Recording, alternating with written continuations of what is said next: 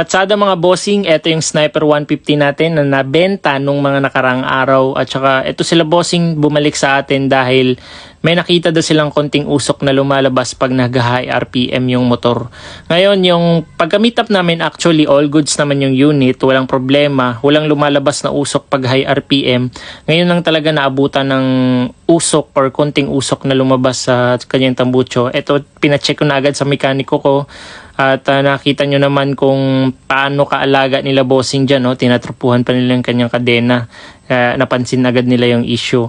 Kaya ako naman, matinong tao, hindi ako balasubas na buy and sell na. Kasi actually dapat pag second hand, as is where is talaga yan eh. Dapat pagkatapos ng transaction, wala na akong kinalaman kung anong mangyayari sa motor. Pero syempre, dahil hindi naman tayo balasubas na tao, hindi tayo balasubas na buy and sell, tutulungan pa din natin sila bossing dito.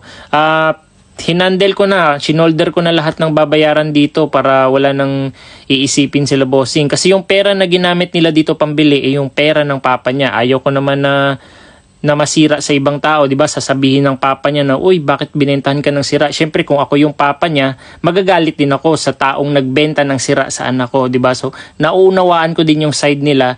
Kaya dito, hindi man natin kagustuhan na ganito yung mangyari, dagdag bawas talaga siya mismo sa kikitain natin. Literal nakitang coins na lang, 4,000 mahigit din yung nagastos natin dito. Pero at least nagkaroon tayo ng smooth transaction at naayos natin yung problema. At ngayon, all goods na yung unit. At eto, uwi na sila bossing. Malayo pang uwi ni bossing, masyag pa, mga 4 na oras pa galing dito. Kaya ingat bossing ha. Salamat sa naging smooth transaction natin lahat-lahat, all goods. Nagkaroon man ng konting problema, nasolusyonan naman natin kahit papano. Kaya salamat sa tiwala bossing, ingat sa biyahe, let's go.